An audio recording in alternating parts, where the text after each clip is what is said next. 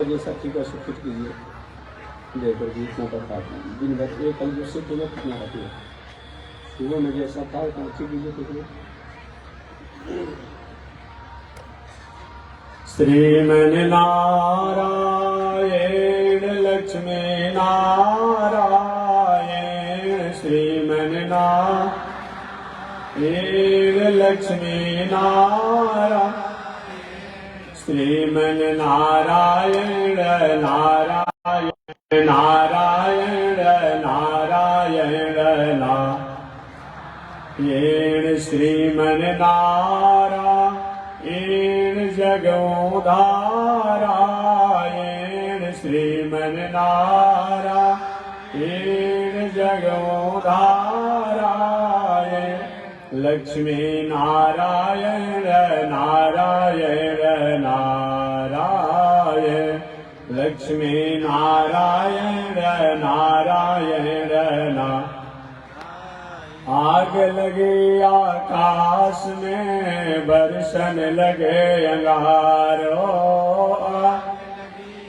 आकाश में बरसन लगे संत नहीं होते जग में तो जल मरता संसार संत नहीं होते जग में तो जल मरता संसार श्रीमन नारायण नारायण नारायण श्रीमन नारायण नारायण नारायण लक्ष्मी नारायण नारायण नारायण लक्ष्मी नारायण नारायण येण तनि देखी रघुनाथ जी हमारे ओरिया तनि देखी रघुनाथ जी हमारे ओरिया तनि ताकी रघुनाथ जी हमारे ओरिया तनि ताकी रघुनाथ जी हमारे बगसर में आके रउआ तड़का के मरनी बगसर में आके रउआ तड़का के मर गौतम नारी अहिल्या के तरनी गौतम नारी अहिल्या के तन देखी रघुनाथ जी हमारी ओरिया तन देखी रघुनाथ जी हमारी ओरिया तन ताकी रघुनाथ जी हमारी ओरिया तन ताकी रघुनाथ जी हमारी बोलिए श्री लक्ष्मी नारायण भगवान की श्री भाष्यकार भगवान श्री रामानुजाचार्य स्वामी जी महाराज की विश्ववंद जगदाचार्य श्री तिरंडे स्वामी जी महाराज की पावन धाम की पावन ठाव की पावन स्थल की पावन महामहोत्सव की पावन महामहोत्सव की जय जय श्री सीताराम जय जय श्री राधेश्याम जय जय श्री श्रीमन नारायण जय जय श्री भाष्यकार जय जय श्री रामानुजाचार्य जय जय श्री त्रिदंडी स्वामी जी महाराज हरि ओम शांति शांति शांति। अनंताचार्य कृपया वेदांत द्वय पारगम रामकृष्णाग्र सदेवक विश्वक्सेन मुनिं भजे काषायम यज्ञ सूत्रम शुचिवपुष तथा चोर्ध्वपुण्ड्रं च भाले यस्यास्ते दक्षहस्ते कलिकुमति गिरीन्द्रेन्द्रवज्रं त्रिदण्डं संसाराग्नि प्रशान्त्यै घृतजलममलं दारुपात्रं पवित्रम् श्री विश्वक्सेन सूरे पदकमलयुग श्रेयसे संश्रयामि लक्ष्मीनाथ समारंभा नाथयामुन मध्यमा अस्मदाचार्य पर्यंता वंदे गुरो परंपरा। नारायणाय विद्महे वासुदेवाय धीमहि तन्नो विष्णु प्रचोदयात्। महालक्ष्म्यै च विद्महे विष्णुपत्न्यै च धीमहि तन्नो लक्ष्मी प्रचोदयात्। तन्नो लक्ष्मी प्रचोदयात्। परमाराध्य श्री लक्ष्मी नारायण भगवान नित्य वंदनीय पूज्य गुरुदेव श्री त्रिदंडी स्वामी जी महाराज के जुगल चरणों में कोटिशा नमन। भगवत भागवत आचार्य कैंकर्य पारायण महानुभाव, पिछले दिन मैंने निवेदन किया था भगवान श्री कृष्ण द्वारिकाधीश 125 वर्ष की आयु को व्यतीत करने के बाद अपने निज धाम अपने गोलोक धाम जाने की तैयारी में थे। उसी समय उद्धव जी का आगमन हुआ। उद्धव जी ने पूछा भगवान श्री कृष्ण से, प्रभु मैंने सुना है आप जाने वाले हैं। भगवान ने कहा मैं जाने वाला हूं। कहां जाएंगे प्रभु? भगवान ने कहा मैं अपने निज धाम में जाऊंगा, निज लोक में जाऊंगा। वो भगवान का धाम कहाँ है? जो मैंने बताया था, दिवीव चक्षुराततम तद विप्रासो विपन्वयो जाग्रीवांश समिंदते विष्णोर्यत् परमं पदम पर्याप्तानंतराय। ये भगवान का धाम है। कहाँ? जिन धाम का चिंतन स्मरण रात दिन अमलात्मा विमलात्मा लोग करते रहते हैं, यदि गत्वा न निवर्तन्ते तद्धामं परमं मम। वो भगवान का धाम है जहां जाकर के इस संसार में बाबू हम कथा करने दो, बाबू छोड़ो बाकी कथा करने दो। शुरू किया तुम भी शुरू कर दिया, बाद में खाली करना चाहिए। 1 घंटा में एक बार कर देना, बस बोलने दो। मैं निवेदन कर रहा था भाई उनका काम है, कर्तव्य है, लेकिन हमारी भी तो दिनचर्या है, थोड़ा सा उसमें चलता आ जाते हैं। एक बार 24 घंटा में हमारे जो रहे तब बाकी और तब करते रहते हैं अपने अनुसार। मैं निवेदन कर रहा था कि इसलिए भूल जाते हैं ना अपनी कथा को। मैं निवेदन कर रहा था कि यदि गत्वा न निवर्तन्ते तद्धामं परमं मम। भगवान का धाम कहाँ है? जहां हर प्राणी जाने के लिए अपने जीवन की जो भी हमारी सादगी होती है, उन सादगी को उनके चरणों में समर्पित करते हैं। पुनः एक बार मैं आप लोगों को याद दिलाऊं, दर्शन अनेक हो सकते हैं, पंथ अनेक हो सकते हैं, मार्ग अनेक हो सकते हैं, लेकिन ध्येय और उपास्य एक ही है। नाम भी अलग हो सकते हैं, लेकिन उपास्य एक ही है। वह कौन है? जिसने इस दुनिया को बनाया है, जिसने इस दुनिया को सजाया है, जिसने इस दुनिया को संवारा है। आज सारी दुनिया जिनकी कृपा से फलती है, फूलती है, विकसित होती है, ऐसे उन्हीं को चाहे हम परमात्मा कह ले, चाहे ईश्वर कह ले, चाहे भगवान कह ले, चाहे राम कह ले, या कृष्ण कह ले, या और नामों से जाने, लेकिन वह एक ही है। उन्हीं को बताने के लिए, उन्हीं को जनाने के लिए अलग अलग विचारकों ने, अलग अलग दार्शनिकों ने अलग तरीके से बताया, लेकिन है वह एक। वही जो है दुनिया के प्रारंभ में सृष्टि जिसमें प्रारंभ होती है, दुनिया को प्रकट करता है, वही दुनिया को पल्वित व पोषित करता है, और वही दुनिया को जब चाहता है तो अपने में समेट लेता है। जैसे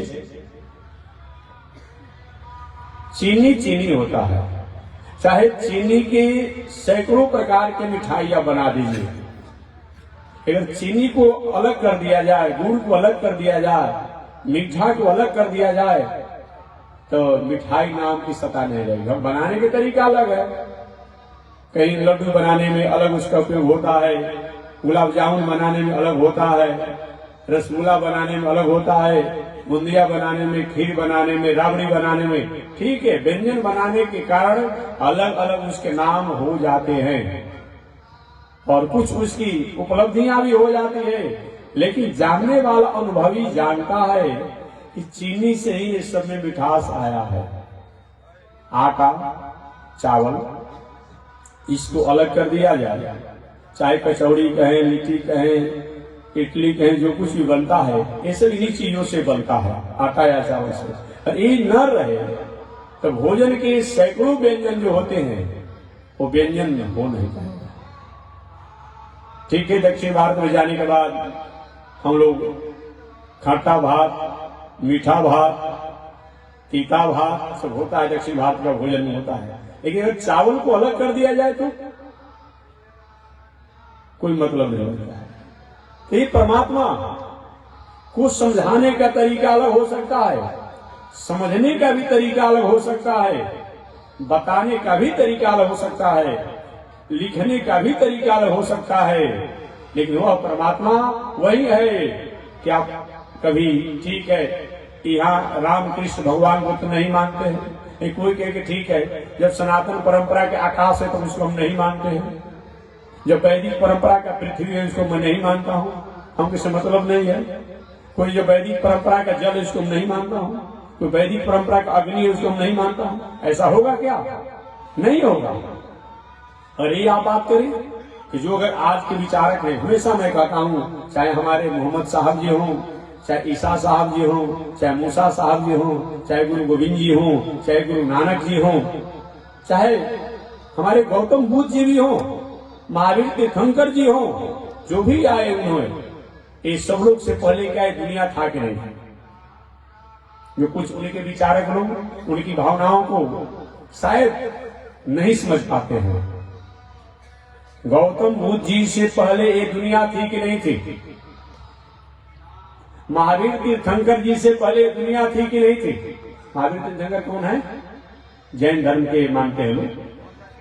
गौतम बुद्ध जी से पहले दुनिया थी, महावीर तीर्थंकर से पहले भी ये दुनिया थी, ईसा साहब से पहले भी ये दुनिया थी, मोहम्मद साहब जी से पहले भी दुनिया थी, गुरु गोविंद जी और गुरु नानक जी से भी ये दुनिया थी पहले। इतना ही नहीं, मूसा साहब से पहले दुनिया थी, और भी जो पैगंबर हुए, जो कुछ भी आए, सब लोगों से पहले भी दुनिया थी। उस दुनिया को कौन बनाया? उस दुनिया को बनाया कौन? वो अपनी भाषा में अपनी बात कह देते हैं, लेकिन कहीं उसी को भाई अलग अलग नामों से जाना जाता है। तो मैं निवेदन करना चाहूंगा कि जो सृष्टि के प्रारंभ में कब से दुनिया है, 50,000 करोड़ वर्ष पहले की दुनिया है। इतनी पुरानी सृष्टि है। कितना? याद रखिए, 50,000 करोड़ वर्ष पहले की पूरा दुनिया है। इतना पुराना हमारा वैदिक और भारतीय संस्कृति है, इतने पुराने हम परंपरा के हैं। उस समय एकमात्र वह परमात्मा ही था, एकमात्र वह नारायण ही था, और उसी नारायण ने पूरे दुनिया को पल्लित पोषित आज इतना मुकाम तक पहुंचा दिया है। क्या उसके प्रति हम 2-4 शब्दों को आभार व्यक्त कर दें? क्या हमारा एक कर्तव्य नहीं बनता है? बनता है। इसीलिए कोई भी उससे अलग नहीं है। मैं निवेदन किया था कि हमारे आधुनिक विचारक जिन्होंने कानून के विचारों में अपना अहम योगदान भी स्थापित किया, श्री भीमराव अम्बेडकर जी, जिनको डॉक्टर अम्बेडकर जी भी कहते हैं, उन्होंने भी कहा मानवीय जीवन को जीने के लिए हमें सिंपैथी चाहिए, हमें सरलता चाहिए, हमें सहिष्णुता चाहिए, हमें परमार्थ चाहिए। ऐसा जब तक मनुष्य में नहीं आता है, कितने भी साधन संसाधन से संपन्न हो जाए, इस जगत और इस प्राणी का कोई परिचय नहीं होता है। जब जब भी हमने उन जगदीश को त्यागा, उन जगदीश की स्थिति को त्यागा, हम अपने को शून्य मान लेते हैं, तो दुनिया में एकमात्र संहार के पास हमारा कुछ बचता ही नहीं है। आज कुछ ऐसे देश हैं जो रात दिन एक दूसरे के संहार में लगे हुए हैं। क्यों? अगर वो जगदीश को मानते, अगर जगदीश को मान लेते और जगदीश ने जगत को बनाया है ये भी अगर मान लेते, तो उनको विचार करने का, सोचने का मौका मिल जाता है।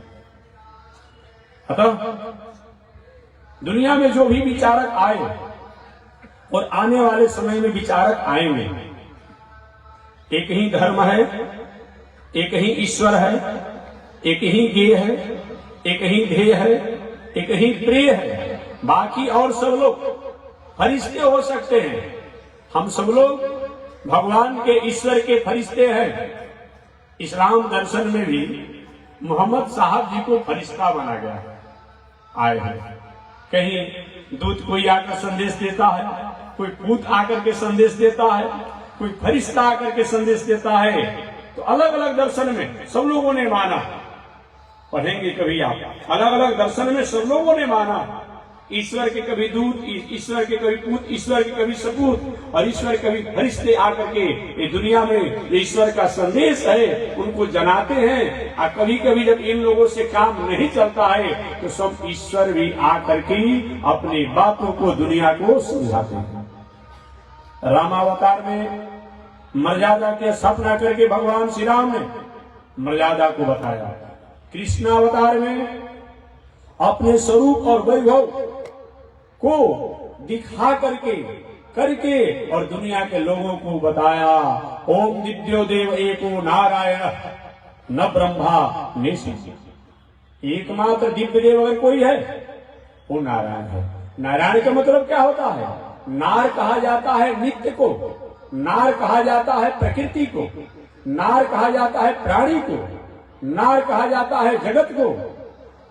और नारायण, नारायण नारायण नित्यानाम ऐनम इति नारायण पदम, अर्थात चाहे प्राणी हो, चाहे जगत हो, चाहे प्रकृति हो, जो सबको अपने आप सृष्टि के प्रारंभ में जो कारण बन करके जिसका प्रकट किया हो वही नारायण है, उनसे कोई अलग नहीं है।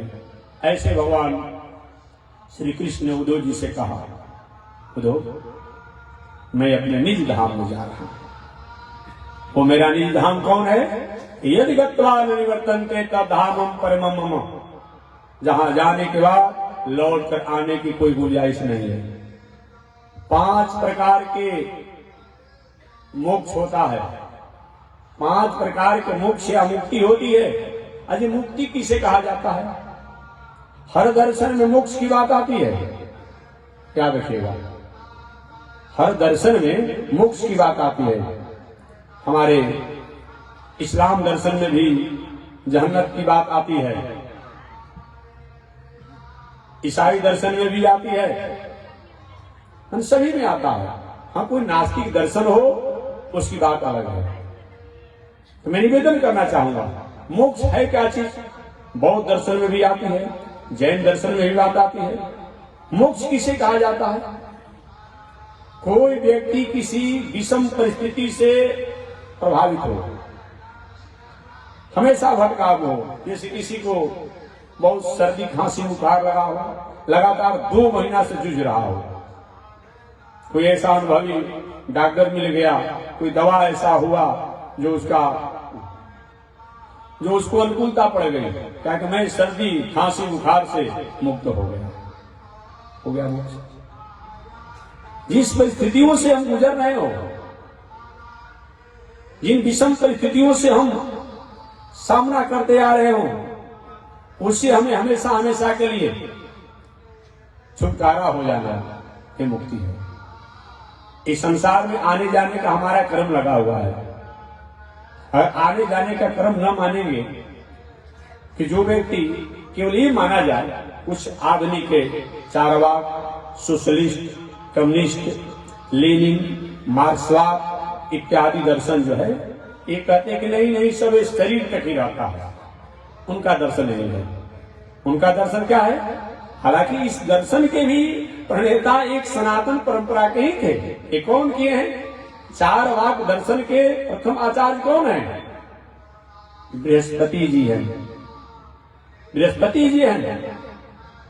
ये 4 वाक दर्शन के इनको माना जाता है। और भी लोग हैं। कभी कभी अच्छे लोग भी भटकाव में चले जाते हैं, तो 4 वाक दर्शन में माना जाता है शरीर तक। तो उन 4 वाक दर्शन सोशलिस्ट, कम्युनिस्ट, लेनिन, मार्क्सवाद इत्यादि के जो विचारक हैं, उन महानुभावों को ये विचार करना चाहिए कि अगर इस शरीर के अलावा दूसरा कुछ लोक नहीं होता है, दूसरा तत्व नहीं होता है, दूसरी स्थिति नहीं होती है, तो शरीर से जो आत्मा निकलता है, ये विचारने विषय है। इस शरीर है वो आत्मा जाता कहां है? आखिर आत्मा जाता कहां है? पहले आप देखे नहीं, सेवा लगाइए, भोजन कराइए, पूजा कीजिए, वो चाहे नास्तिक ही क्यों न हो, वो भी उस शरीर को घर से बाहर ले जाकर कहीं न कहीं जैसा उनकी परंपरा हो, विचारधारा हो, उस अनुसार उनको संस्कार कर ही देते हैं। रोते किसके लिए है? शोक किसके लिए मनाते हैं? वही आत्मा का पुनर्जन्म होता है। अब पुनः एक प्रश्न और हो जाएगा, महाराज जब आत्मा को जन्म की ही बात ना आती है तो पुनर्जन्म की बात कैसे आती है? प्रश्न होता है। आत्मा का जब जन्म की बात नहीं तो पुनर्जन्म की बात कैसे? आत्मा की मृत्यु नहीं तो जन्म की बात कैसे? मैं निवेदन करना चाहूंगा कि आत्मा ठीक है, पुनर्जन्म नहीं होता है, मृत्यु नहीं होता है, लेकिन जैसे ये प्राणी जो होते हैं, उन प्राणियों का जैसा कर्म होता है, उसी के साथ उसी के अनुरूप ये आत्मा स्वतंत्र, इसकी सत्ता नहीं होती है। आत्मा की सत्ता स्वतंत्र नहीं होती है। जैसे जीव होता है उसी के अनुसार उसके साथ रहता है और उसी के अनुसार अपने जाने गाने का काम करता है। जैसे चीनी और मीठा अलग नहीं होता है। जब भी चीनी होगा तो मीठा होगा, मीठा होगा तो चीनी होगा। गुड़ और मिठास, जब भी गुड़ होगा तो मीठा होगा। नींबू और खट्टा, अगर खट्टा है तो नींबू अपने आप में नींबू से अलग खट्टा नहीं और खट्टा से नींबू अलग नहीं, दोनों का संयोग है। मिर्चा और तीता, तो मिर्चाई का तीता अपने आप में, तो इन्हें का तीता अलग है, मिर्चाई अलग है, ऐसी बात नहीं होगी।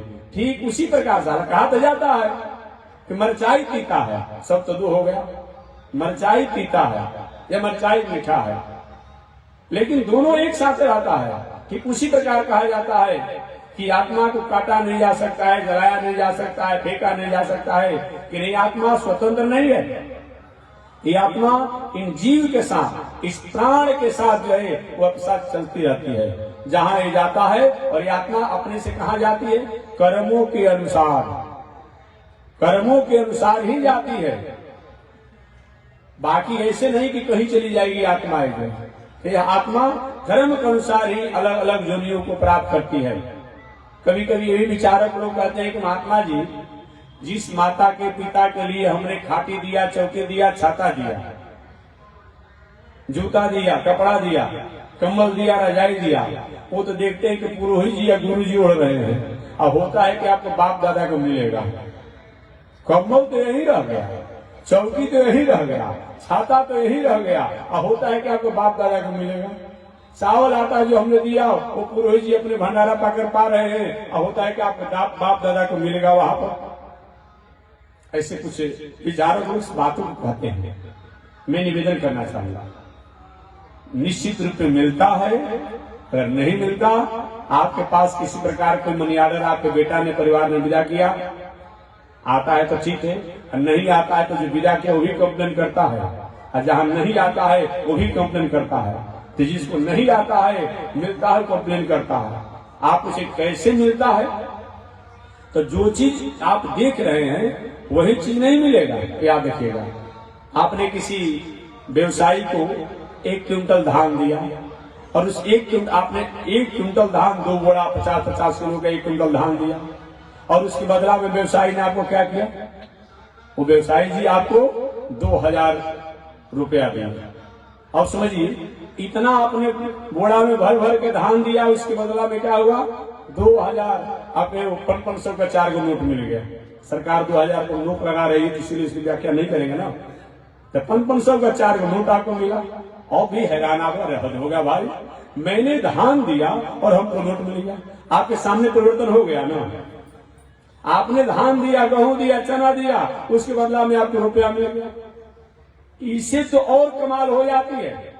जिन्हें आप बैंक में गए और बैंक में जाकर के मैनेजर साहब अभी थोड़ा हमारा जमा कर लीजिए, कुछ पॉकेट खर्चा के बाद में काम चलेगा, और मैनेजर साहब ने भी 2000 रुपया आपसे ले लिया और ले करके एक कागज पर लिख करके एक स्लिप दे दिया, ले लीजिए। और बताइए ना, यहीं पर एक धान गेहूं अनाज का 3 रुपये हो गया, नोट मिला, नोट से आपको एक चेक मिल गया, पासबुक मिल गया और एक पूर्जी मिल गया, अपना स्लिप मिल गया। चलिए, आपकी इच्छा हुआ कि हम कहीं सोना खरीदें, आप गए स्वर्णकार के यहाँ और आपने एटीएम द्वारा क्या किया, सोना खरीद। और बताइए, धान से कहीं सोना होता है कि यहाँ सम परिवर्तन हो रहा है? ठीक वही बात है, धान तो यही रह गया, कहाँ इसको अपने दिया, मिला का आपको 2000 रुपया, 2000 रुपया बैंक में रह गया, मिला का आपको चेक और पासबुक और कागज मिल गया। आपने एटीएम डाला अपना, और कितना सूक्ष्म है, और दुकान पर आपको क्या मिला, सोना मिल गया। देख लीजिए बदला बदली कैसे होता है। और बात तो छोड़ दीजिए ना, भारत का जो रुपया है, कहीं आप चले जाए विदेशों में तो कहीं दिनार मिल जाता है, कहीं डॉलर मिल जाता है, कहीं पौंड मिल जाता है, डॉलर मिल जाता है। ये जब दुनिया में ये ऐसा हो सकता है, क्योंकि वाह, हमने आपको धान दिया और हमको आप ये दे रहे हैं, ऐसा होगा? ये प्रश्न आप करते हैं? नहीं करते हैं। आप जानते हैं कि मैंने जितना धान गेहूं अनाज दिया है, उतना का मूल्य को हमको वस्तु मिला हुआ है।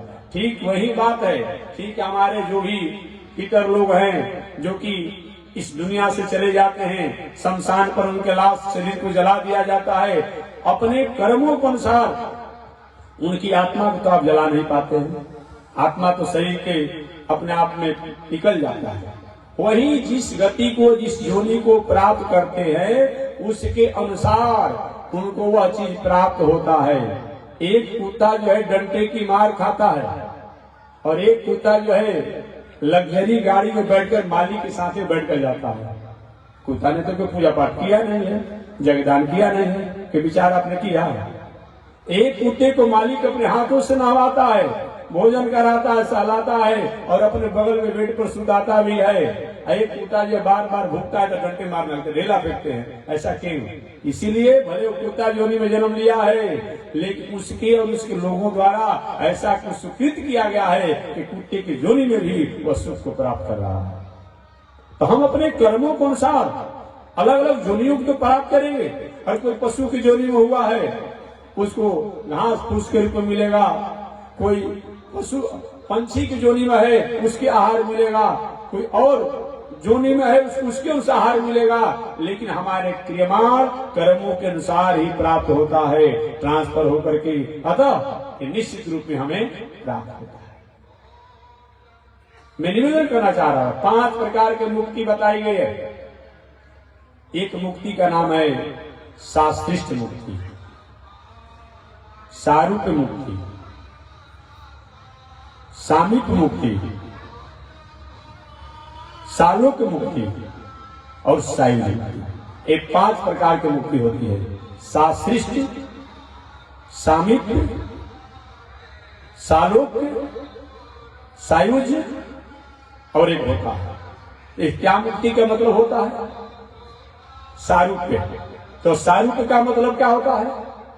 कि भगवान के समान आकार प्रकार में रहना, ये सारूप्य मुक्ति है। जैसे भगवान के सेवक जय विजय, वैकुंठ में सेवक भी 4 भुजा वाले होते हैं और भगवान भी 4 भुजा वाले होते हैं। सेवक भी आयुष धारण करते हैं, भगवान भी धारण करते हैं। ये सारूप्य मुक्ति है। सारूप्य मुक्ति में कभी कभी भटकाव आने की संभावना होती है। सारूप्य मुक्ति में कभी कभी भटकाव आने की संभावना रहती है, तो अपने में अहंकार आ जाता है कि मैं भी कम नहीं हूं। यही तो कारण हुआ कि जय और विजय भगवान के निजी सेवक थे, और एक बार भगवान की पत्नी लक्ष्मी जी से ही थोड़ा सा अपराध कर दिए। तथा आपने जाना होगा, तो भागवत महाभारत पढ़ा होगा। एक बार लक्ष्मी जी ने भगवान नारायण से पूछा, प्रभु दुनिया के लोग कहते हैं कि दुनिया में कोई भी अगर कठोर है तो भगवान से कठोर कोई नहीं है, और दुनिया में कोई कोमल है तो भगवान से कोमल कोई नहीं है। लक्ष्मी ने कहा कि मैंने आपके कोमलता का पहचान अनुभव तो कर लिया आपके चरणों की सेवा करके, लेकिन आप वज्र से भी कठोर है, इसका मैंने अनुभव नहीं किया है। भगवान ने कहा देखो देवी जी, जो नहीं जानने योग्य चीज है, जो नहीं परीक्षा लेने योग्य चीज है, उनको नहीं परीक्षा लेना और नहीं जानना ही जानना है। बात समझ गए? उन्हें एक बार मैं बता दूं, जो नहीं जानने योग्य नहीं परीक्षा लेने योग्य है, उसको नहीं जानना नहीं परीक्षा लेना ही जानना है। अब जैसे कोई कहे कि हम सल्फास को जानना चाहते हैं कि सही में असर करता है कि नहीं करता है, अब जी पर डालेंगे तो अनुभव हो जाएगा ना। इसको लोगों ने कहा उनके को मान जाइए, क्योंकि हम परीक्षा लेंगे। जो नहीं जानने योग्य है, जो नहीं परीक्षा लेने योग्य है, उसको नहीं परीक्षा लेना ही परीक्षा लेना है, जानना है। और कोई सल्फास को एल्गिन की दवा को जीभ पर डाल करके मुंह में डाल करके पी करके जानना चाहेगा, तब तो कल्याण हो जाएगा ना, राम नाम सत्य हो जाएगा। ये नहीं जानना ही जानना है। बात समझिए, इसको नहीं जानना ही जानना है। हम जानने की कोशिश करेंगे।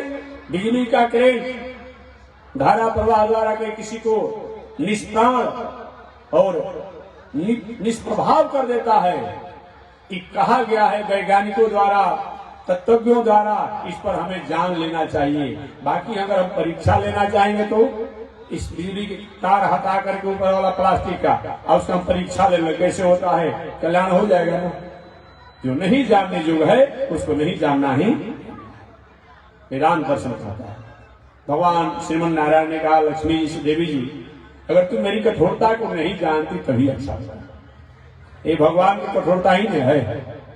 शास्त्र लिखा गया है कि ब्रह्म क्षत्र च ओदनम, महाप्रलय में भगवान ब्राह्मण क्षत्रिय सब लोग को भात बना जाते हैं। क्या चीज? जैसे कि चावल आप खाते हैं, तो ब्रह्म क्षत्र च ओदनम, ब्राह्मण क्षत्रिय को भात बना करके, वैश्य और सभी लोगों को दाल बना करके, और दुनिया में और सभी प्राणी को सब्जी बना करके खा जाते हैं। थोड़ा भी दया नहीं आती है महाप्रलय में। ऐसे उनको नहीं जानना ही जानना है। भगवान का मेरी कठोरता को नहीं जानोगे देवी जी तभी अच्छा रहेगा। कि जब भी ईश्वर की हम लोग जानने की कोशिश किए, ईश्वर अगर हम जानना चाहें, अगर हमको जानना चाहें तो ठीक है, हम नहीं जानना चाहें, आप जानना चाहें तो ठीक बात नहीं है। सती जी राम जी को जानना चाहिए ईश्वर है कि नहीं है, धोखा हो गया। सती जी असफल हो गई, सती जी भ्रमित हो गई। बहुत रावण शंकर जी जानते थे कि ईश्वर है, भले भी यही रूप में है, वो नहीं जानना चाहे, आनंद ही जान रहा। नहीं, जो परीक्षा का युग नहीं हो उसकी परीक्षा नहीं लेना चाहिए। अगर हम परीक्षा लेते हैं उसमें हमें किसी न किसी प्रकार की विषम परिस्थितियां आ सकती हैं। लक्ष्मी जी नहीं मानती। एक दिन भगवान ठीक है समय बताएगा, समय बताएगा। लक्ष्मी जी एक दिन आ रही थी, अचानक भगवान के सेवकों से भगवान ने कहा था सुनो किसी को आने नहीं देना है। अब क्या कि लक्ष्मी जी को इन्होंने रोक दिया गेट पर। जैसे मान यहीं पर है व्यवस्था, हमारी मड़ई है व्यवस्था, हमने किसी गांव के लोगों कहा भाई देख किसी को आने भीतर नहीं देना है झोपड़ी में। इसका मतलब थोड़ा होता है कि जो व्यवस्थापक कर्मचारी हो अच्छा संत महात्मा महंत को रोक दीजिएगा, ऐसा थोड़ा होता है। और लक्ष्मी जी ही आ रही थी, भगवान के सेवक जय मैया ने क्या उनको रोक दिया। माता जी कहाँ जा रही हो? लक्ष्मी हद हो गया भाई, मेरा सेवक हम ही रोक रहा है। उस दिन लौट कर चली गई लक्ष्मी जी, नहीं जान दिया लोगों ने। अगले दिन लक्ष्मी ने कहा प्रभु आपके सेवक उदंड हो गए हैं, ऐसा ही रहेगा तो ठीक नहीं रहेगा, तो अनुशासन होना चाहिए। भगवान ने कहा देवी जी अगर कुछ अभी करेंगे ना तो हमारे जो मीडिया बंधु हैं, पत्रकार बंधु हैं, वो सब लोग तुरंत समाचार निकालेंगे। भगवान भी अपने पत्नी के कहने में आकर के अपने सेवकों को बर्खास्त किया, पूरे हंगामा दुनिया मच जाएगी। अभी कुछ नहीं बोलेंगे, परंतु जब दूसरे के साथ होगा, भक्त के साथ होगा, तब मैं कुछ करूंगा। ऐसा भी आप लोग भी चाहिए। अगर निजी कोई अपने हो रहा हो, थोड़ा वहां पर गम खा जाइए, मौन हो जाइए, अन्यथा कितना भी वास्तविकता होगी ये लोग नहीं पक्षपात कर दिए, पक्षपात हो गया। भगवान ने कुछ बोला नहीं। संयोग से एक दिन भगवान ने अपने जय विजय सेवक को बुलाया, कहा क्या मैं जो कहूंगा आपको मेरी आज्ञा मानोगे? जय विजय प्रभु कौन ऐसा सेवक होगा जो स्वामी की आज्ञा नहीं मानेगा? भगवान ने 3 बार इसी बातों को दोहराया, क्या मेरी आज्ञा को तुम मानोगे? क्या तुम मेरी आज्ञा को मानोगे? तो मानेंगे मानेंगे मानेंगे। तो भगवान ने कहा ठीक है, तो मेरे सिर पर गदा का प्रहार करो। इस गदा को लेकर तुम पहारा दे रहे हो, तो सिर पर मेरे गदे का प्रहार करो। अब तो जय विजय अवाक हो गई, क्या हो गया? कोई किसी का बॉडीगार्ड हो, अंगरक्षक हो और उसके आला कमान का हमारे पे गोली चलाओ, कैसा लगेगा? अवाक हो गए जय विजय। भगवान ठीक है जाओ अपना ड्यूटी करो, आज तो तुमने मेरी आज्ञा नहीं माना है, लेकिन एक दिन ऐसा आएगा कि तुम मेरे नहीं चाहने के बाद भी मेरे पर प्रहार करोगे, जाओ। वही संयोग से सनक सनंदन सनातन सनत कुमार आ रहे थे, और आ रहे थे तो जय विजय जो भगवान के सेवक हैं रोक दिए। हे बाबा कहाँ जा रहे हो? हम काहे के लिए हैं? ये सनक सनंदन सनातन सनत कुमार ऐसे ऋषि हैं कि सृष्टि के प्रारंभ में इनसे पहले दुनिया में कोई मनुष्य नहीं थे। इनसे न पहले दुनिया में कोई मनुष्य था, न कोई देवता था, कोई नहीं था। ब्रह्मा जी के सृष्टि में सबसे प्रथम अगर कोई है, उनका नाम है सनक सनंदन सनातन सनत कुमार। एक जब जन्म लिए तो जन्म लेने के बाद ब्रह्मा जी ने कहा हमारी सृष्टि में तुम सहयोगी बनो। इन चारों भाइयों ने कहा ऐसा नहीं होगा। ब्रह्मा ने क्यों नहीं होगा? क्योंकि हम संत बनेंगे, साधु बनेंगे। ब्रह्मा जी ने कभी साधु बनने का समय नहीं है, संत बनने का समय नहीं है, तुम मेरे सृष्टि में सहयोगी बनो। नहीं माने तो नहीं माने तो ब्रह्मा जी हमारे यहां से जाओ। उन चारों भाई निकल गए। मार्ग में भगवान से मुलाकात हुई। भगवान ने पूछे बच्चों तुम्हारा क्या परिचय है? क्योंकि हम ब्रह्मा जी के पुत्र हैं। कहाँ जा रहे हो? भगवान को प्राप्त करने के लिए, भगवान को जानने के लिए। भगवान ने कहा तुमने भगवान को देखा है? तो देखे नहीं है, सुने हैं। सुन करके देखने में बड़ी आनंद आता है, सुन करके देखने में आनंद आता है। लेकिन अगर बिना सुने बिना पढ़े अगर कहीं देख लें, कभी कभी भ्रम हो जाती है। काश सती जी अगर कहीं अगस्त ऋषि के आश्रम पर और शंकर जी से भगवान के रहस्यों को समझी होती, सुनी होती, तो भ्रम और परीक्षा लेने की नौबत नहीं आती। लेकिन सती जी सुनी ही नहीं। अगस्त ऋषि के आश्रम पर तो गई थी, भूत भावन शंकर जी कथा सुन रहे थे, लेकिन सती जी नहीं सुनी। परिणाम क्या हुआ?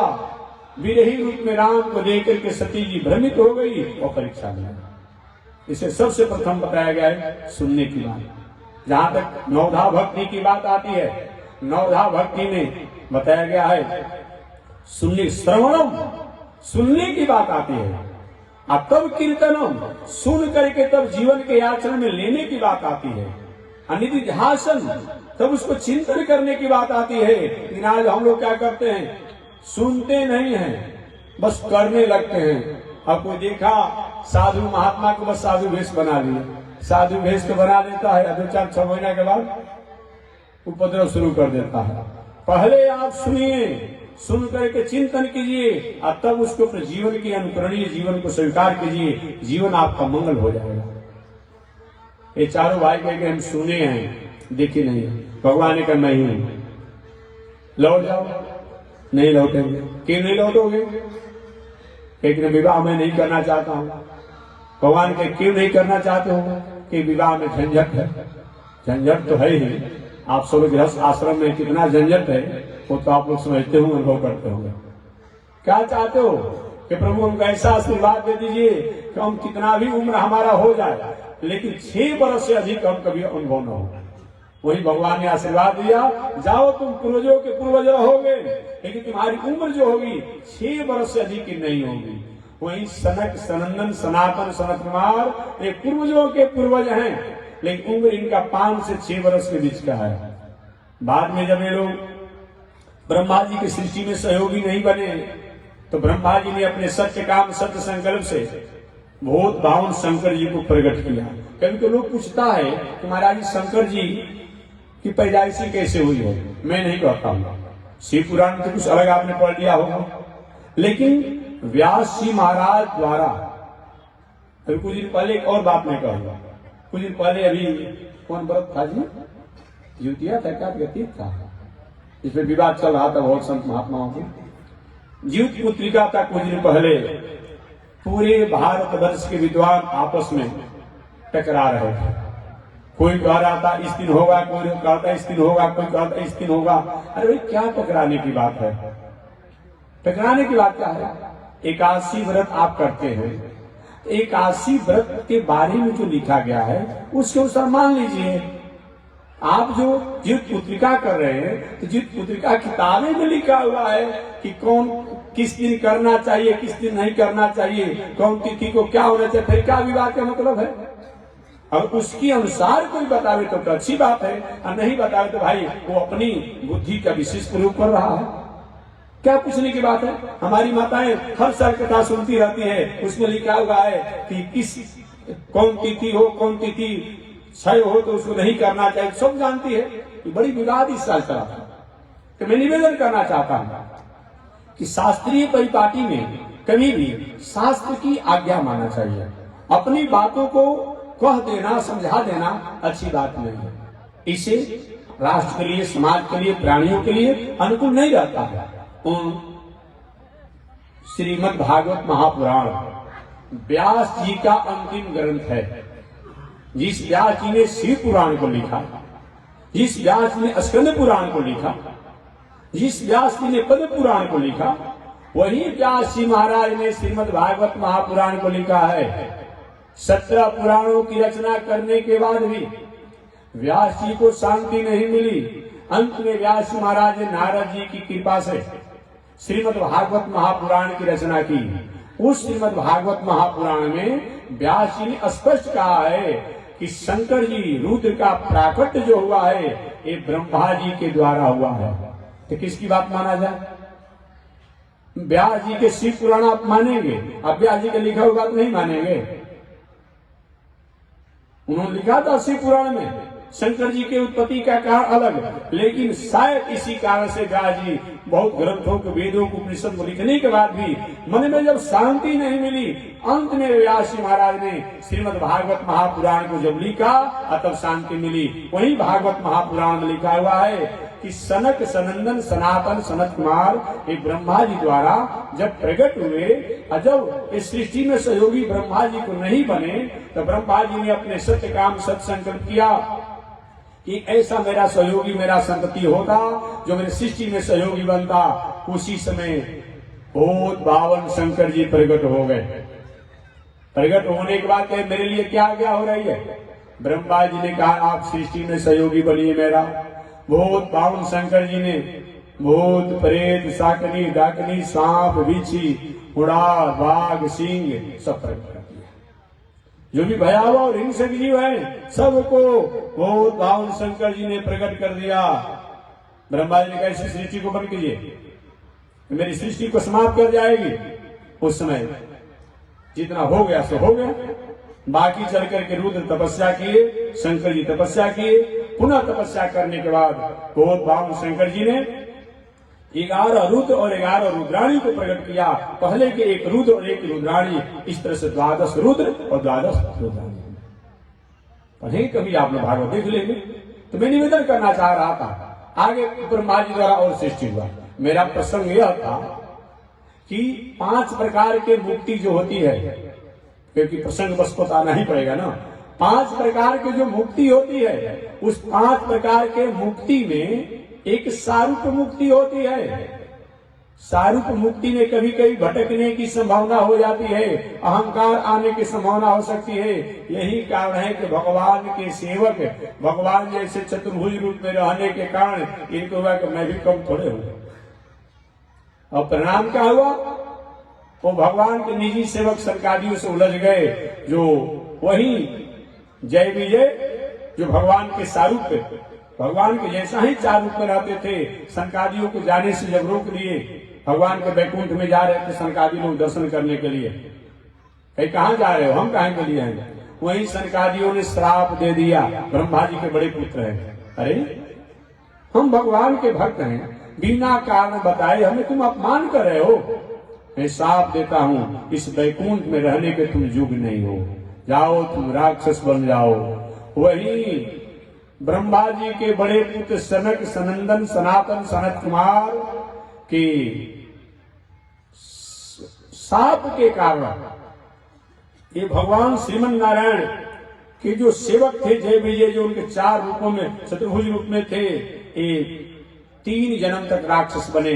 प्रथम जन्म में हिरण्याक्ष और हिरण्यकश्यप बने, दूसरे जन्म में रावण और कुंभकर्ण बने, तीसरे जन्म में दंतवक्र और शिशुपाल बने। देखिए, दूसरों से बचा जा सकता है, दूसरों से संयम रहा जा सकता है, लेकिन अपना आदमी जब किसी प्रकार के विघटन करता है तो पल पर और क्षण क्षण पर कहीं धोखा होने की संभावना हो सकती है। याद रखिएगा, इससे हमेशा बचना संभव नहीं है। दूसरों से बचा जा सकता है, शत्रु से बचा जा सकता है, लेकिन अपना आदमी अगर कहीं शत्रु बन जाता है तो विषम परिस्थिति आ जाती है। और भगवान के निजी सेवक जय विजय जब राक्षस बने हुए हैं, तो हिरण्याक्ष हिरण्यकश्यप जब हुए, जाते ही पूरे देवताओं के दांत खट्टा कर दिया और भगवान विष्णु से भी घोर संग्राम किया। हिरण्याक्ष को आप जानते हैं, बराह अवतार भगवान को प्रकट होना पड़ा, उनसे संग्राम किया। हिरण्यकश्यप के बारे में आप जानते ही हैं, नरसिंह अवतार परमात्मा से उसको संग्राम हुआ। दूसरे जन्म में रावण कुंभकर्ण की कथा आप जानते होंगे, भगवान श्री राम को क्या नहीं करना पड़ा। और दंतवक्र शिशुपाल का नाम आप जानते ही होंगे, भगवान श्री कृष्ण से किस तरह से अपना बैर खाना। यही सारूप मुक्ति में ही होता है। सारूप मुक्ति में कभी कभी भगवान के मानने के कारण हमारे में अहंकार आ जाता है, अतः एक कभी कभी इसमें फिसलन होने की, पतित होने की, पथभ्रष्ट होने की, पतन होने की संभावना बनती है। दूसरा मुक्ति का नाम क्या है? सारूप शास्त्रिष्ट, शास्त्रिष्ट मुक्ति। शास्त्रिष्ट मुक्ति का मतलब क्या होता है? भगवान के समान सृष्टि करने का अधिकार प्राप्त होना। इसमें भी कभी कभी अपने में अहंकार आ जाता है। जैसे भगवान कभी कभी शंकर जी को, ब्रह्मा जी को, कुछ लोग कहते हैं ना कि सृष्टि जो है ब्रह्मा जी द्वारा होती है। कुछ शिव पुराण पढ़ेंगे तो होता है कि शंकर जी सब कुछ करने वाले हैं। देवी भागवत पढ़े तो होता है कि भगवती जी सब कुछ करती है। कहीं स्कंद पुराण पढ़े तो दूसरे कुछ होता है। तो कभी कभी ऐसे भगवान किसी को अधिकार दे देते हैं तो इसमें भी किसी को विचलित होने की संभावना बनी रहती है। अतः ये भी अच्छा नहीं है। ब्रह्मा जी तो भगवान को परीक्षा लेना चाहे, आप नहीं जानते हैं, जानते हैं। तो सारूप शास्त्रिष्ट सामीप्य, सामीप्य मुक्ति होता है। सामीप्य मुक्ति का मतलब क्या होता है? भगवान के समीप में रहना। इसमें भी कभी कभी असहजता आ जाती है। कितना भी कोई बहुत बड़ी विभूति हो, अगर उस नजदीक रहने पर कभी कभी थोड़ा सा उसके आकलन नहीं हो पाता है, उसका आकलन करने में हम असहज हो जाते हैं। इसमें भी कहीं न कहीं अहंकार आने की संभावना बन जाती है। जैसे कि गरुड़ जी को एक बार अहंकार आ गया था। और भी चौथा क्या होता है? सालोक्य, भगवान के लोक में रहना।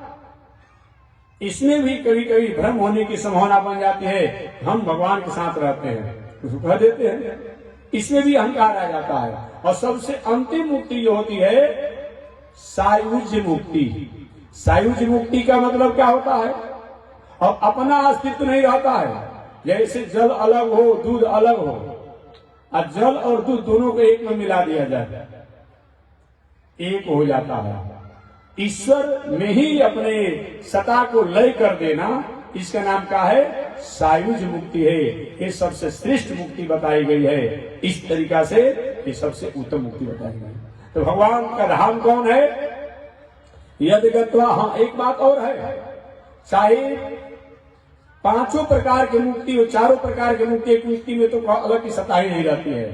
चाहे चारों प्रकार की मुक्ति हो, सारूप मुक्ति, साश्रिष्ट मुक्ति, सामिक मुक्ति, सालोक मुक्ति, इन चारों मुक्ति में भले ही संसार में थोड़ी सी होता है, लेकिन वो एक न एक दिन परमात्मा का ही अधिकारी होता है। चाहे वह रावण कुंभकर्ण हो, दंतवक्र शिशुपाल हो, हिरण्याक्ष हिरण्यकश्यप हो, ये अपने अपने सापों को प्राप्त करके, भोग करके पुनः वे अपने लोक में चले गए। यही होता है। तो भगवान उधो मैं अपने लोक में जाने की तैयारी में हूँ। उधर का प्रभु मैं भी आपके साथ चलता तो कैसा रहता? भगवान को दो, देखो अकेले आना अकेले जाना होता है, अकेले आना अकेले जाना होता है। हम भी अकेले आए, तुम भी अकेले आए, तुम भी जाओ मैं भी जाऊं, एक साथ जाने की बात नहीं। मुझे प्रभु ऐसा आपके अभाव में तो मैं रह नहीं पाऊंगा, आपके अभाव में मैं रह नहीं पाऊंगा। अगर ऐसा नहीं होता है तो आप देखते देखते मैं अपने जीवन लीला को समाप्त कर दूंगा। भगवान ने कहा दो मेरे साथ रहने की अनुभूति जो है वो मैं तुमको अगर करा दूंगा तब क्या करोगे? कि प्रभु आप हमसे जुदा भी हो जाएंगे, अलग भी हो जाएंगे, फिर भी मैं आनंद को प्राप्त करूंगा। तो वही उपाय हमें बता दीजिए, वही उपाय को हमें बताइए। भगवान ने उद्धव से उद्धव जैसा तुमने प्रश्न किया ऐसा ही प्रश्न एक समय जदू जी महाराज ने दत्तात्रेय जी से किया था। कल प्रसंग मैंने कहा था, जदू जी महाराज ने दत्तात्रेय से किया था। ये जदू जी कौन है इसके बारे में कल बताया था। भगवान श्री कृष्ण के ही वंशज एक बहुत बड़े प्रभावशाली राजा थे, जिनका नाम था राजा जयाति। क्या नाम था? राजा ययाति। इतने बड़े उच्च कोटि के राजा थे, इतने बड़े उच्च कोटि के राजा थे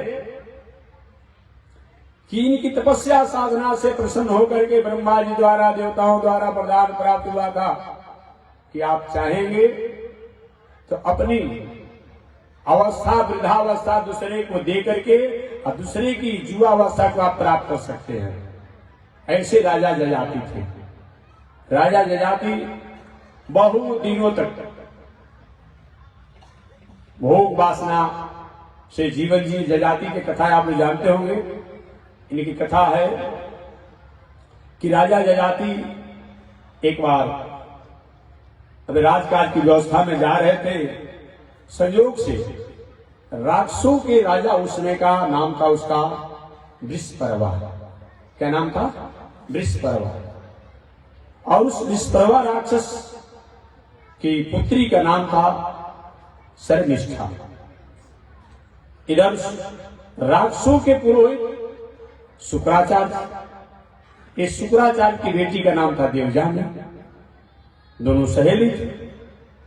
एक दिन राक्षस राज वृषपर्वा की पुत्री शर्मिष्ठा और शुक्राचार्य की पुत्री देवजानी और उसकी सहेलियां एक सुंदर उपवन में, सुंदर सरोवर पर जाकर के स्नान कर रहे थे। स्नान तो कर ही रहे थे, एक छोटी सी उनके द्वारा भूल हो गया, चूक। वो चूक क्या था? वो स्नान करते समय वस्त्रों को शरीर से अलग करके वस्त्रा अभाव में स्नान कर रही थी सरोवर में। शास्त्रीय परिपाटी है, शास्त्रीय मर्यादा है कि स्नान करते समय निर्वस्त्र नहीं होना चाहिए। और कोई संत महात्मा को भी देखते हो, नागा होगा, कभी कुंभ में देखते होंगे, तो फिर भी एक कुश का हो, एक लोहा का हो, एक सीकर का हो, मैंने कुछ न कुछ शरीर पर एक आवरण हो ही जाना चाहिए। जो ऐसे संत हो, बाकी सबको कम से कम वस्त्र की मर्यादा होनी चाहिए। इतना ही नहीं, शौच करते समय, लघुशंका करते समय बोलना नहीं चाहिए। गो हत्या का दोष जैसा लगता है, ब्रह्म हत्या का दोष जैसा लगता है। हालांकि कुछ ऐसा परंपरा है समाज में, चाहे वह स्त्री हो पुरुष हो, चाहे वह शौच करते हो, लोग शंका करते उसमें भी वार्तालाप करते हैं कुछ लोग। ऐसा अगर होता होगा तो नहीं करना चाहिए, बात समझना। ऐसा अगर होता होगा समाज में तो नहीं करना चाहिए। नए जमाने में तो लोग सोच लोग शंका समय अचानक कोई मोबाइल फोन आ जाता है तो भले अधिक हुआ हो लोग वहां कुछ लोग बात कर ही लेते हैं, क्योंकि ऐसा होना नहीं चाहिए। अरे भाई, जो काम होने वाला हुआ, बनने वाला बनेगा, बिगड़ने वाला बिगड़ेगा, उसमें नहीं होना चाहिए। वो वस्त्राभाव में राक्षस पुत्री शर्मिष्ठा और राक्षसों के पुरोहित शुक्राचार्य की पुत्री देवजानी और उसकी सहेलियां स्नान करी थी। संयोग से उसी समय संत महात्मा और देवताओं की उसी मार्ग से यात्रा हो रही थी। उनको देखकर के थोड़ी सी अपने को लज्जित हुआ, लोगों ने लज्जित हुआ। कैसे इन महात्माओं को हम जाकर के प्रणाम करें? यह बात देवराज को अच्छा नहीं लगा। देवराज को अच्छा जब नहीं लगा, उसी समय अचानक थोड़ी सी अशांति होने के कारण जोर से आंधी तूफान आई। और आंधी तूफान जब आई तो एक वस्त्र जो तट पर रखी थी, सरोवर के तट पर रखी थी, हवा के झकोरों से एक दूसरे में जाकर इधर उधर मिल गया। संयोग से राक्षस की पुत्री जो शर्मिष्ठा है, वो पुरोहित शुक्राचार्य की पुत्री देवजानी के वस्त्रों को गलती से पहन लिया। जब देवजानी आई ये देखी कि मेरा वस्त्र ये राक्षस की पुत्री शर्मिष्ठा ने पहन लिया, तो थोड़ा सा नोक झोंक हुआ। अरे तुम राक्षस की पुत्री होकर के पर हमारे पिता पुरोहित है, ब्राह्मण है, पर हमारी वस्त्रों को तुमने पहन लिया। उसने भी कुछ कहा होगा भला बुरा। शर्मिष्ठा ने, सुनो, बात मत करो, मेरे पिता के यहाँ तुम्हारा और तुम्हारे पिता का शुक्राचार्य का प्रवस्ती होता है और तुम बढ़ चढ़ करके बात करती हो। दोनों में नोक झोंक हुआ होगा। अपने वस्त्रों को छीना झपटी में शर्मिष्ठा ने बगल में एक कुआं था, उस कुआं में देवजानी को ढकेल दिया होगा। उस कुएं में जल का तो अभाव था, एक कुआं की गहराई थी, उसी में देवजानी गिर पड़ी। शर्मिष्ठा अपने वस्त्रों को पहन करके और घर पर आई। सायंकाल होने पर जब शुक्राचार्य को पता चला कि मेरी बेटी नहीं आई, कारणों को पता लगाने के लिए वे जंगल में अपनी पुत्री को ढूंढने के लिए निकल पड़े। देखे कि मेरी पुत्री जो है। इसके बीच में एक और घटना घटा। जब वो कुएं में गिर गई, इधर राजा जजाति संयोग से वही उसी मार्गों से जा रहे थे। अचानक एक सिसकते हुए बिहवल करुण क्रंदन की आवाज राजा जजाति को आया। तो राजा जजाति ने देखा, अरे कुएं में आवाज कहां से आ रही है? और ये कुएं में झांक कर देखा, एक बालिका जो है, जो अवस्था को प्राप्त किया है, वस्त्राभाव में है। उन्होंने क्या किया, अपने उतरी अपने धोती वस्त्रों को लटका दिया और एक दे दिया कि शरीर को ढक लो कम से कम। और उस वस्त्र शरीर को ढक लिया वस्त्र से और एक कपड़े के सहारे से उस कुएं से बाहर हाथों से पकड़ करके निकाला। निकालने के बाद वो देवजानी जाकर के एक वृक्ष के नीचे बैठ गई। अब मैं नहीं जाऊंगा राजा। इधर राजा जजाति चले गए। राजा जजाति चले गए। संयोग से जब शुक्राचार्य जी अपनी बेटी को ढूंढते हुए आए, देखे कि मेरी पुत्री तो एक वृक्ष के नीचे रो रही है, असहज अवस्था में। सारे कारण को जानने के बाद देवजानी ने कहा कि मैं नहीं जाऊंगा राज में। कैसे चलोगी ये बताओ? तो देवजानी ने कहा कि जब मेरा कहीं भी विवाह होगा तो जो राक्षस राज की पुत्री शर्मिष्ठा है मेरी दासी बनेगी, मैं राज रानी बनूंगा, तब तो मैं चलूंगा, तो नहीं जाऊंगा। शर्मिष्ठा के पिता वृषप्रभा ने सशर्त मान लिया। जाना कि अगर ऐसा नहीं होता है तो मेरे राक्षसों का अहित हो जाएगा, अमंगल हो जाएगा, तो उसने मान लिया। समय पाकर के देश काल पात्र के अनुसार वही देवजानी ने कहा कि मेरा विवाह अब दूसरी जगह नहीं होगा। जिसने एक बार मेरे हाथों को पकड़ करके मेरी लज्जा को, मेरी आबरू को, मेरी मर्यादा का रक्षा किया है, उसके अलावा दूसरा मेरा कोई पति नहीं होगा।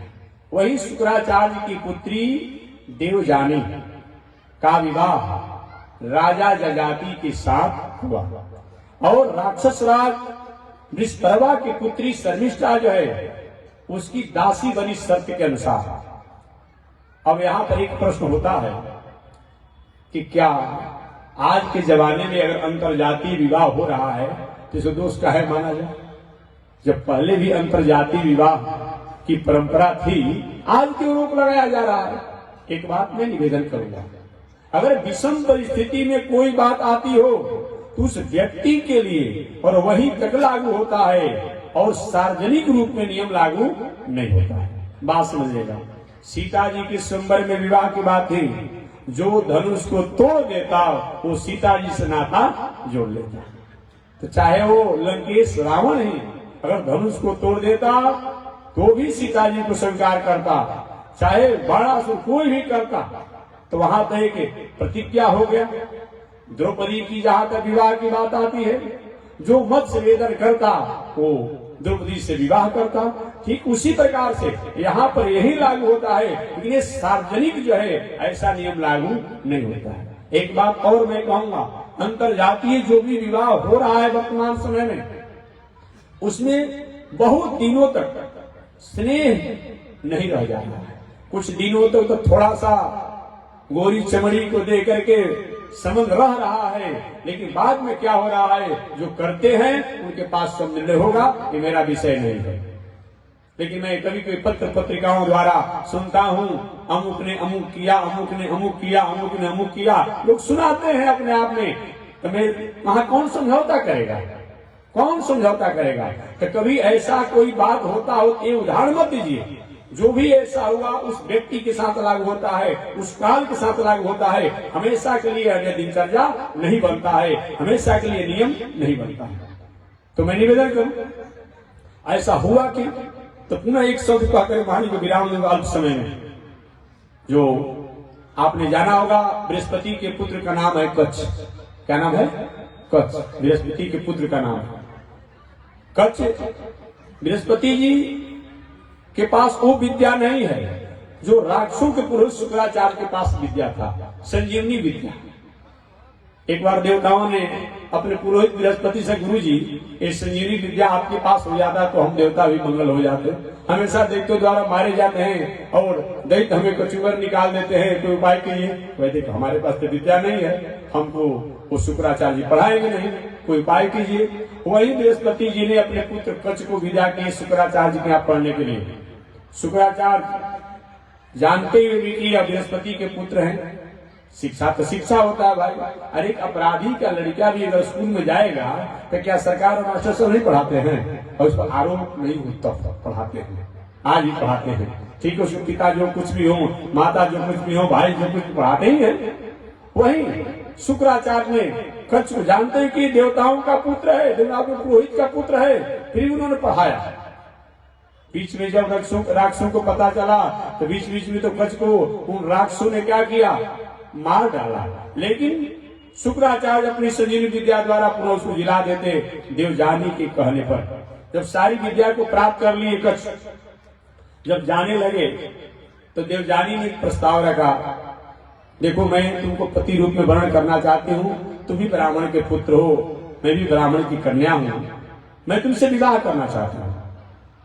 कच्छ ने कहा, देखो मैंने तुम्हारे पिताजी को गुरु बनाया है, उनसे शिक्षा प्राप्त किया है, तुम गुरु पुत्री हो, तो गुरु पुत्री हो, गुरु पुत्र हो, वो गुरु के समान आदरणीय होता है, चाहे गुरु पत्नी ही क्यों न हो। तो मैं तुम्हें गुरु के समान ही आदरणीय मानता हूँ, ऐसा मैं नहीं करूंगा। देवजानी ने कहा, अगर ऐसा नहीं करोगे तो मैं साफ दे दूंगा, साफ दे दूंगा। तो भले तुम साफ दे दो, लेकिन मैं मर्यादा संस्कृति का उल्लंघन नहीं करूंगा। वही शुक्राचार्य की पुत्री देवजानी ने श्राप दे दिया, जाओ तुम जो मेरे पिता द्वारा विद्या पढ़े हो, जब समय आएगा तो काम में नहीं आएगा तुम्हारा। साफ दे दिया। बड़े उदास हुए कच्छ, अरे इतना श्रम करके मैंने विद्या को जाना, ये साफ दे दिया। तो कच्छ भी कहे कि मैं भी सही में बृहस्पति का पुत्र हूँगा, तो मैं भी साफ देता हूँ कि तुम्हारा भी किसी ब्राह्मण से विवाह नहीं होगा। जब वही साहब के कारण ऐसा संयोग बना कि अपने आप में वो विषम परिस्थितियां आ गई। देवजानी ने कहा कि जिसने मेरे हाथों को पकड़ा उसके अलावा मैं दूसरे को पति रूप में वर्ण नहीं करूंगा। वही शुक्राचार्य की पुत्री देवजानी का विवाह राजा जजाति के साथ हुआ और दासी रूप में वो शर्मिष्ठा हो गई। समय पा करके देवजानी के पुत्र शुक्राचार्य की पुत्री देवजानी के पुत्र राजा जदू हुए। क्या हुए? राजा जदू हुए और शर्मिष्ठा से भी संतान हुए। इस प्रकार से वही जजाति के पुत्र राजा जदू हैं, जो कि जदुश्च धर्मशीलश्च वाद में चल करके वही राजा जदू से जदुवंशी हुए और उनकी वंश परंपरा आगे चली। ऐसे जदू राजा हुए जो कि धर्म की रक्षा करने के लिए, आपने कथा कल बताया था मैंने, धर्म की रक्षा करने के लिए वही पिताजी जब वृद्धावस्था में आ गए थे, क्योंकि बेटा जो अपना जवानी दे देगा और हमारी बुढ़ापा ले लेगा उसको मैं राजगद्दी पर बैठा दूंगा। राजा जदू ने कहा पिताजी हमारी जवानी लेकर तपस्या करेंगे तो ले लीजिए, लेकिन हमारी जवानी को लेकर के और हमारी माता के साथ आप भोग वासना में रहेंगे, मुझे राज नहीं चाहिए। मुझे जो धर्म और संस्कृति की रक्षा कर रहा है वही जदू ने राजगद्दी के अधिकारी होने पर भी वे मर्यादा की रक्षा करने के लिए, धर्म की रक्षा करने के लिए उन्होंने राज को ठुकरा दिया। बाद में चल करके गुरु ने अपना जवानी दे करके और राज को प्राप्त किया। वही हमारे जदू जी महाराज हैं जिनके बारे में शास्त्रों में कहा जाता है जदुश्च धर्मशील। धन है राजा जदू जो धर्म की रक्षा करने के लिए राज को ठुकरा दिए। ऐसे राजा जदू हैं। तो और इधर दत्तात्रेय कौन है? तो कल मैंने बताया था कि अत्रि अनुसुईया के सत्य काम सत्य संकल्प से सम भगवान श्रीमन नारायण विष्णु ही दत्तात्रेय के रूप में एक रूप में हुए और शंकर जी जो हैं वही दुर्वासा के रूप में हैं और ब्रह्मा जो हैं वही सोम के रूप में हैं। यही जदू और दत्तात्रेय की कथा को भगवान श्री कृष्ण ने उद्धव जी के सामने बताया। उद्धव जी ने पूछा था प्रभु ये दत्तात्रेय जी कौन है और जदू जी कौन है, इसका परिचय मैंने बताया। कल से चर्चा में करूंगा कि जदू और दत्तात्रेय के संवाद को भगवान श्री कृष्ण ने किस तरीके से उद्धव जी के सामने निवेदन किया। आज इसी के साथ वाणी विराम। श्रीमन नारायण लक्ष्मी नारायण श्रीमन नारायण लक्ष्मी श्रीमन नारायण नारायण नारायण श्रीमन नारायण नारायण। बोलिए श्री लक्ष्मी नारायण भगवान की, श्री भास्कर भगवान रामानुजाचार्य स्वामी महाराज की, विश्व वंद्याचार्य श्री त्रिदंडी स्वामी महाराज की। हरि ओम। शांति है, शांति है, शांति।